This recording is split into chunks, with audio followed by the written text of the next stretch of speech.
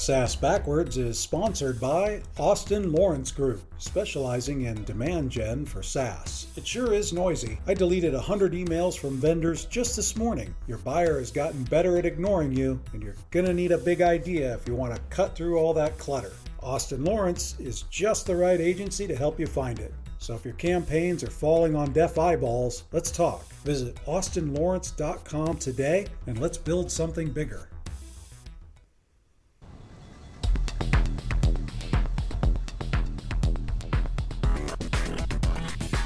Welcome to the SaaS Backwards podcast, where we reverse engineer the success of fast-growing SaaS firms and explore strategies CMOs and CEOs are using to drive their businesses forward.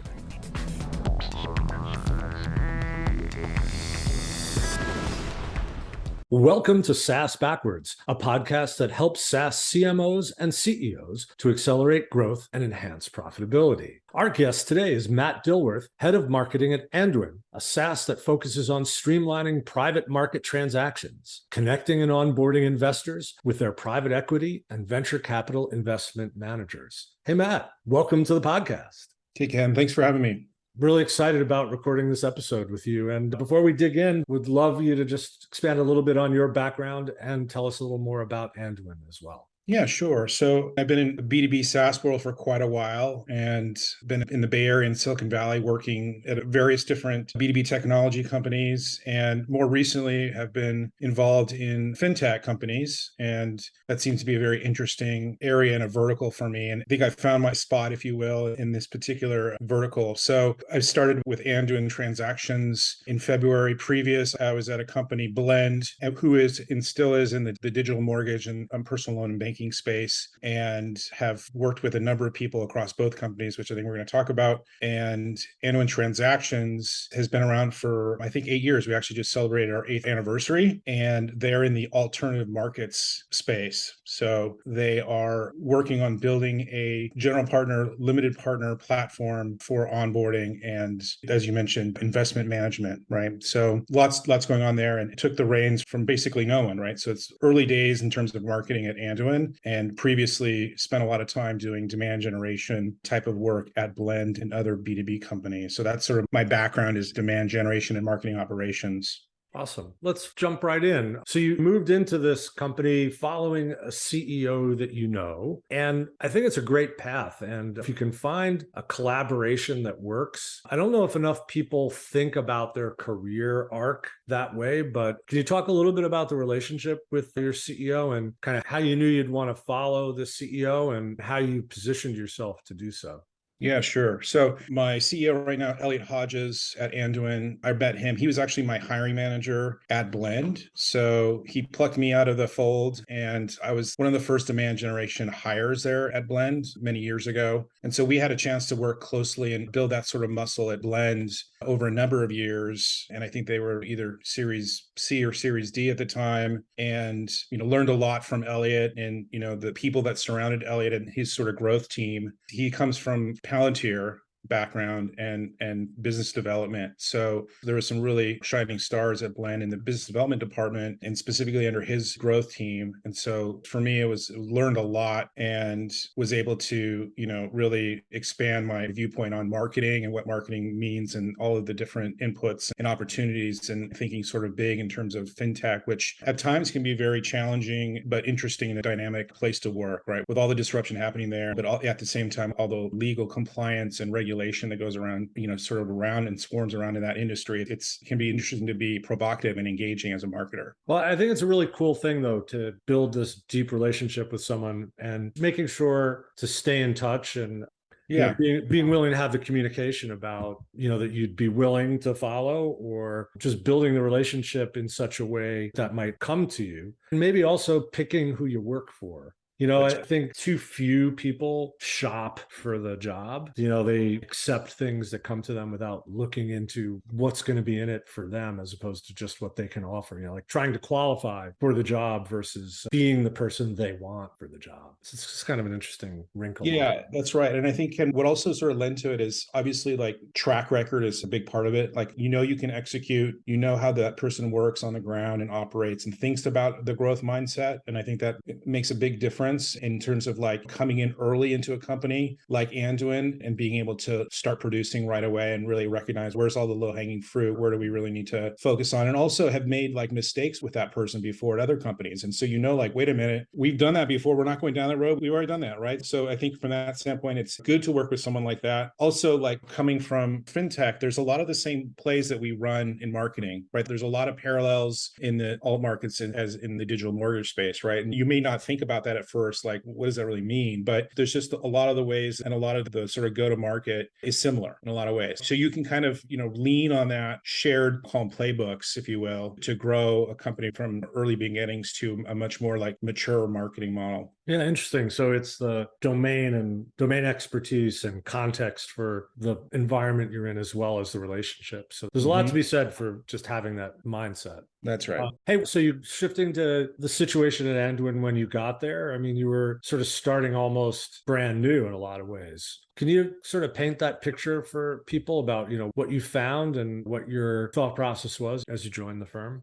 Yeah, I mean, I think the opportunity as a marketer was wide open. I think that the leadership team, obviously, like with knowing Eliot and how he thinks about demand generation and marketing in general, like very bullish on marketing, very aware of the value of marketing. I mean, these are things that I think of when I'm shopping around for a job, as you were mentioning earlier, right? Like, is there a good sentiment of marketing on the ground at the leadership level, and certainly like across partner and sales teams and others that you're going to have a direct dotted line into? And the answer to that at Anduin was 100%. They were completely bought in and sold. And from that standpoint, very mature for the high growth company like where they're at now. Sometimes you walk into places that are very sales and or engineering driven, and they may not understand marketing or the value of marketing, and they think it's just some wizardry that's behind the curtains, right? Levers being pulled and things happening, right? Fairy dust. But I think at Anduin it certainly wasn't the case, and there's some real background there and story about why they appreciated marketing, is because they had folks, Eliot particular, but also one of the co-founders, Joe Lonsdale, who's a veteran and very recognizable name in APC in the Silicon Valley. Like, I'm sure he gets the value of marketing, especially at companies of our size and place right now.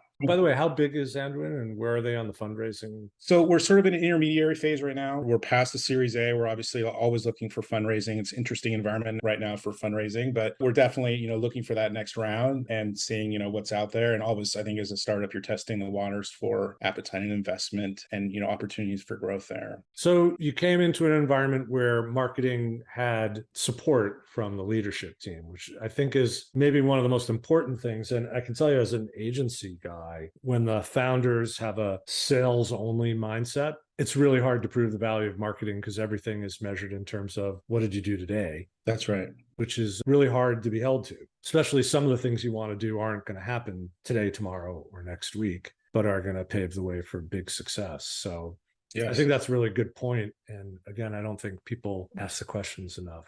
So you got there and marketing was pretty much a clean slate. Marketing was a clean slate. So the interesting thing about Anduin is that we're on the go-to-market team is relatively new and growing quickly and all based more or less in the US. So you have this sort of fast-growing go-to-market team expanding, hiring leadership in different roles, and also a very robust engineering team that's based in Vietnam. So, the company is working around the clock, so to speak, right, with our engineering and product and operations based in Vietnam, and our go-to-market team, customer success and marketing and sales and other important roles, digitization and whatnot in the US. So it makes for an interesting dynamic. Everyone is on the US side is working remote more or less, and we have an HQ for engineering and product and operations in Vietnam, an actual office. So it makes for an interesting dynamic working, around the clock. But to answer your question, marketing was pretty new. They had some of the basics in the core, stood up. They had some of their channels activated. They had advertising in play. They were running some experimentation there, but it was pretty wide open. And I think I was originally brought in because of my demand generation expertise. And then we realized that there was a broader need to have, more help across different disciplines in marketing, right? Not just in demand generation, but we needed public relations and we needed a brand marketing. We needed a lot to do it right. And now is the time, right? Now is the time to do all that. And so that was sort of expanded my role quite a bit and also allowed me to bring in other resources and up level a lot of different parts of marketing, not just demand generation, which was essentially just at a very base level. So, the company had gone through talking to a lot of different funds of a lot of different sizes and a lot of different dollars of assets under management. And now we're sort of realizing like where you want to sort of place your bets, right?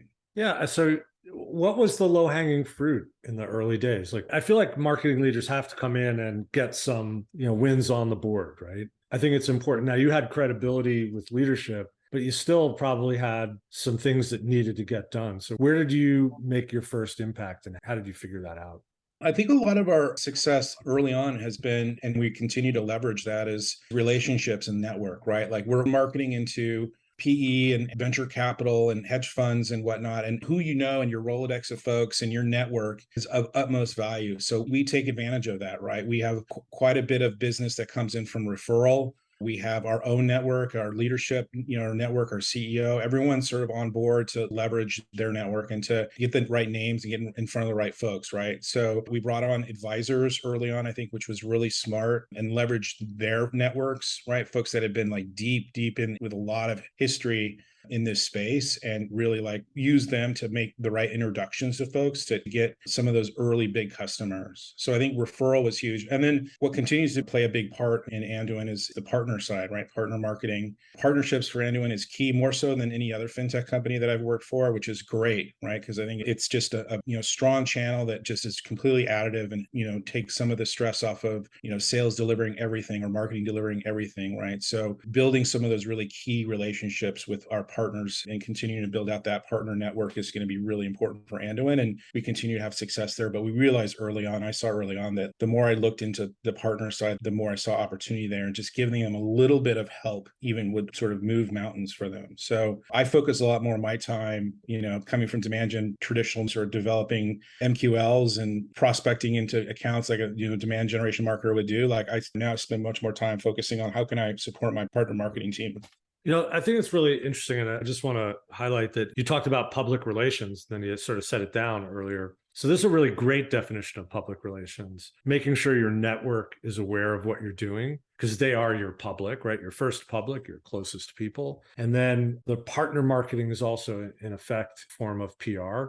Yeah. Right? You're using another organization to carry your message. And I just feel like too often when I have a big PR background, so I sort of have a, yes, yeah. So, I mean, I love hearing this sort of very organic notion of what PR could mean. And I'm sure you're doing media relations work and, publishing the occasional press release, but the idea that you're being very holistic and organic about your approach to the communities you want to reach, I think it's worth pointing out. So the partners, these are like law firms and other advisors to these entities, right? Yeah, there's an ecosystem in our industry that services the funds, right? That services these because there's a lot of work administering what they call an SPV, right? A fund, a legal entity that's spun up that is in essence the fund that the limited partner is investing in. So to spin that up and to create that and to administer that fund and all of the legal work that happens around that and all the background work that happens there, it's a lot for a fund group that may be running pretty lean in terms of back office staff. So there's a whole service industry around that, and we have lots of partners that focus on this, either from traditional sort of fund administrators, right, and also law firms that specialize in the private markets, and also to a lesser degree some integrators. Right. So it's a pretty diverse group of partners. Pretty diverse, right? Yeah. And they're all sort of have a client base that, can benefit from Anduin's technology, right? It's a sort of a pass-through benefit for these folks and in their own best interest to be technology forward. So that's the motivation, right? Is that it's going to make their own service easier to deliver. That's right. I mean, I think, cost savings is great. And, depending on where you are in fintech, like that story changes sometimes. Like, is it more like efficiency gain? Is it money saved? Is it money earned? Like, squeezing more sort of dollars out of every client. Really what it comes down to, I think, the alt markets is efficiency and time saved, because when a fund decides to move forward and start fundraising, they need to move fast. And that means a lot of resourcing in a short amount of time. So we have to move fast along with them. And that's something that we're learning and getting better at. But we need to onboard our clients and also these pass-through clients of our partner team so that they can pass that through that technology on to their clients. So again, I think that technology in this space has been vastly underserved. If you think about like the investment community and all the technology and in the public sector, like why hasn't that translated into the private sector? Why aren't these all markets like these really sophisticated investors using more tech in their own stack, like Anduin and others. And it's changing. The game is changing, right? It's no longer just shuffling paperwork and, like wet signing long documents and meetings in the boardroom and lots of billable legal hours. Like there's a lot of efficiency to be gained in technology. Awesome. Hey, you mentioned to me that the sales team has grown pretty dramatically. What kind of impact has that had on you as the marketing leader there? Well, that's an interesting question, Ken, because when I came in, they went from, 1 to 6 account executives. They brought in my cohort on the sales team, the head of business development, Tony Paredes, industry veteran with a lot of experience. They brought him in to really, shape the sales team. So he hired smart. And actually, there were some other folks that came over from Blend that were on that team as well that knew Eliot had worked there. So there's a common thread here, right, Ken? And also an SDR, so building out that SDR function within the company so that we have more outbound prospecting happening and really starting to think more like a modern B2B org as opposed to just, one person plus the C-level on sales calls all the time. So was there an impact on expectations from your group with this larger sales team? I think they're wide open. I think, marketing is, like I was saying, is very supported. I think they wanted to know, like, how is marketing, like, where is the smart spend? As a small company, like, we don't have the luxury of just splashing out a lot of money everywhere. So, like, where is the real smart spend? Where is our marketing dollars going to give us the most bang?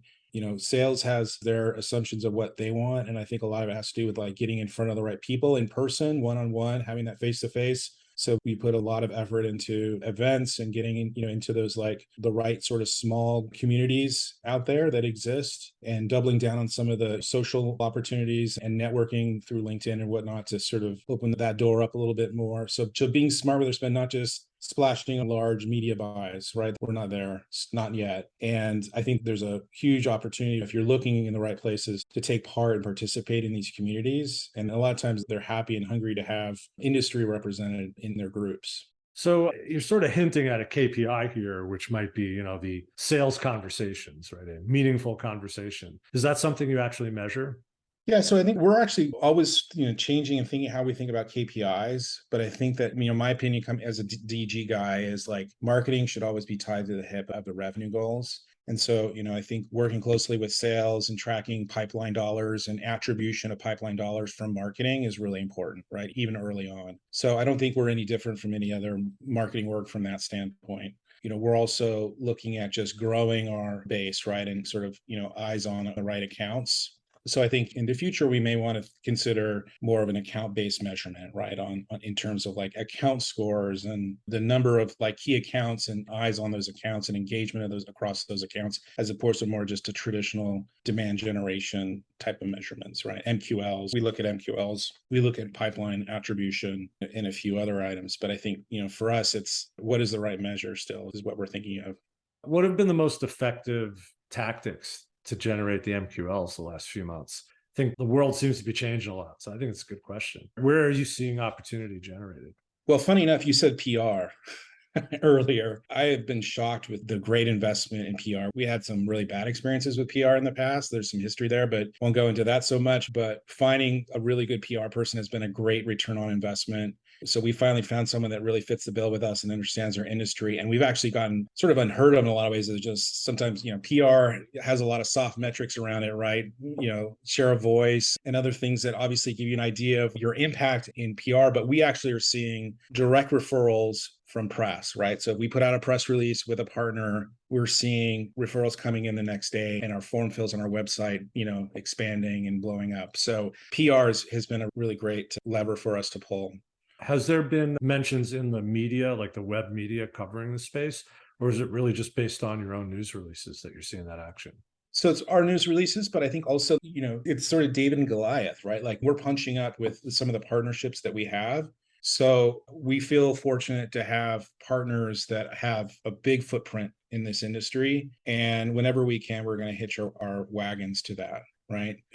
Companies like FIS, I'm sure you heard of FIS before. Yeah. There's others in the industry like Gen2. We just did a press release with them. And, we've already experienced a nice influx of referrals directly from that, right? So I think it's about associating your name with trusted sources, because trust is a really important thing in this industry, right? Folks want to be early adopters, but they may also want to see some proof of, look, someone else that's a white glove law firm has put their trust and their name next to Anduin. Like, that says a lot, right? So hitching your wagon there and then making a big splash about it is working really well. And then, I think for us, generating the right contact and putting the right kind of practical information in front of our buyers. We did a recent buyer's guide with LionPoint, who's a sort of a technology advisory group.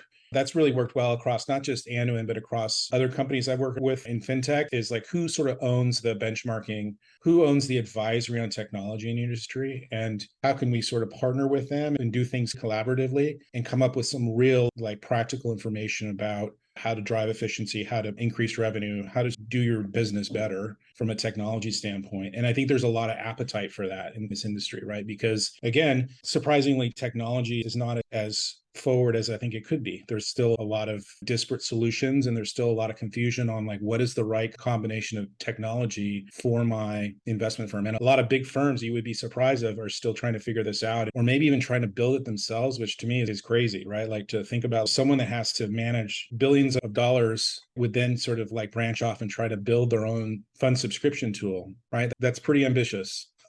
so Yeah, it doesn't seem like a core competency for a lot of no, like, there are engineers in Silicon Valley and elsewhere that are tackling this full time and have large engineering staffs behind that trying to figure that problem out. So why would you try to build versus buy, right? That's a really sort of common conversation that we have with our accounts. Interesting. So have you built content around that theme? Again, I haven't put out a huge library of content yet at Anduin, but we are working on that. And I think a lot of it is based on practical technology forward information. Like, how can I really move the needle with technology and have the data to back that up? Right. Because I did similar work at Blend, and people really appreciate that. If you have primary source data and you can show that, like, if you do this and you have these features and you put this in front of your end user, this is what potentially that you can leverage out of that, right? So that's what people want to know. They don't want to know high level, fluffy, philosophical views on being technology forward. They want to know, like, real sort of information, what's black and white, right? If I put X amount of dollars in Anduin, what should I expect out of on the back end? So yeah. Hey, is there a role currently for marketing in helping drive deals to the close? I mean, you talked about the MQL, the conversations in the MQLs, but what do you guys think about driving with sales to get the deal done? Yeah, I mean, I think that's a motion I've built before. I think it's going to be important to add that on, right? So you have sort of demand gen and then you have conversion, right? And really you need both. So I think there's a flywheel that I have in my head that I want to build that includes sort of an always on program for nurturing folks and getting folks from pre-prospect or prospect into a conversation. And then if people fall off of that, if they end up, close lost and there's no opportunity there and the timing's not right, or they ghosted us, then they end up on a flywheel. And then there's also the conversion, right, for early stage, late stage, where you're nurturing and engaging with folks that are actively in that sales cycle. And that certainly will come. And I've built that before, and it requires a lot of coordination with the sales team, because you certainly want to put the right kind of content insert that in the right place in the sales cycle. But when you dial that in, it's super impactful. So I agree with you, Ken. You need both. You need demand gen focus and conversion focus as well. And I think we'll get there. And a lot of that has to do with the right type of content you're going to put in front of them, right? And it's not brain surgery. It's social proof, voice of the customer, data forward information for them to consume, onboarding information, stuff that someone would want to consume if they're actively shopping for a product. That makes a lot of sense. Hey, one thing we touched on, kind of last topic I was hoping to cover, is you said you were building out your tech stack for marketing. Can you kind of share what your thinking is on your tech stack, where you're trying to take things and why? Yeah, I mean, I'm focusing on the tech that I know will pay spades for us, right? Near term. So we're on Salesforce. We've got our marketing automation set up now. We're dialing in web. We're dialing in sort of like traditional channels. And then I think that we're going to be adding personalization to that. And we'll be adding more advertising targeted, in there as well.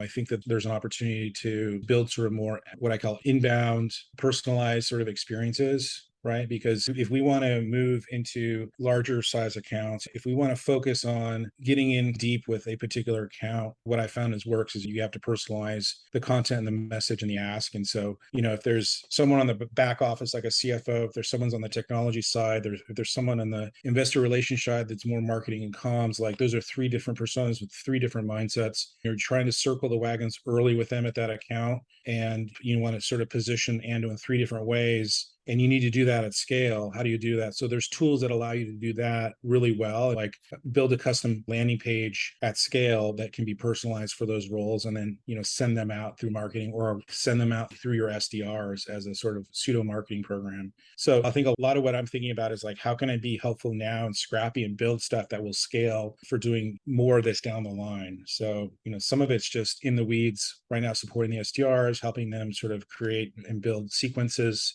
with content that will open the doors for them. And then those same sequences can become much more custom tailored over time with some marketing tooling that I have in mind that could be super helpful for them and for us. So I think there's a lot there. I let you run for a bit, but I want to just sort of... I know.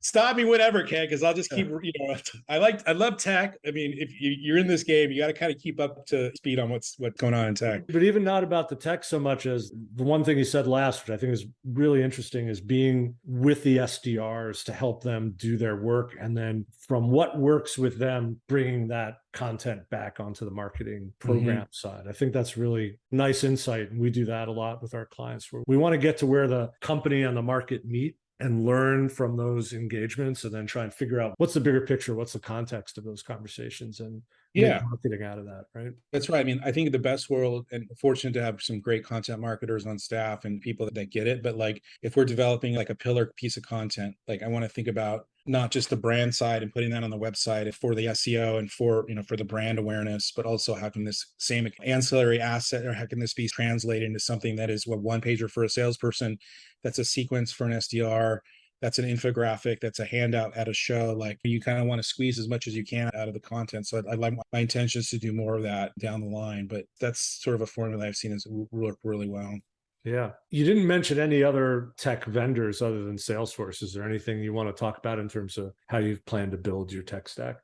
I mean, it's layers of the cake, right? So Salesforce is our bottom layer. We are using HubSpot. I've also used Marketo in the past. The automation platforms, that middle layer is super important, because everything kind of flows through your automation and then down into Salesforce, where it's translated, right, and reported on and whatnot. So I think our automation system is getting dialed in. That's going to be super important. And then we're looking at other dashboards and analytics for us to sort of combine different marketing inputs. That's always a tricky one. There's a company out there, Lean Data, that used to have a really wonderful attribution tool set that plugged into the Salesforce. I really miss that. So, looking for an alternative to that. And there's definitely like some thought, being put into the reporting side.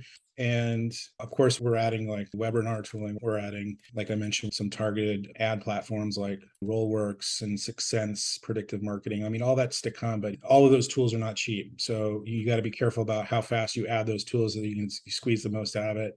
Yeah, it's the software and the people, right? The software and the people.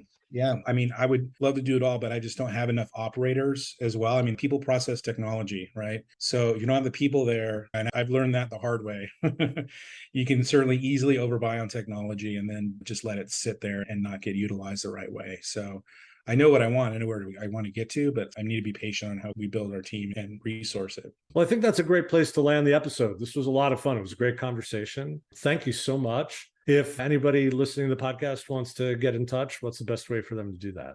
Search for Matthew Dilworth on LinkedIn. You should be able to find me quite easily there. I'd love to connect, or shoot me an email. It's matthewdilworth@gmail.com. It's my first and last name @gmail.com. Awesome. Thank you. Thanks, Ken. If you want to reach me, I'm on LinkedIn, LinkedIn/in/Ken Lempit, or KL@austinlawrence.com. Please remember, if you're not subscribed to the podcast, do so wherever podcasts are distributed. And until next time, thanks so much, Matthew. This is a great conversation. Great. Thanks, Ken. Thanks for listening to the SaaS Backwards Podcast, brought to you by Austin Lawrence Group. We're a growth marketing agency that helps SaaS firms reduce churn, accelerate sales, and generate demand. Learn more about us at www.austinlawrence.com. You can email Ken Lempet at kl@austinlawrence.com about any SaaS marketing or customer retention subject. We hope you'll subscribe, and thanks again for listening.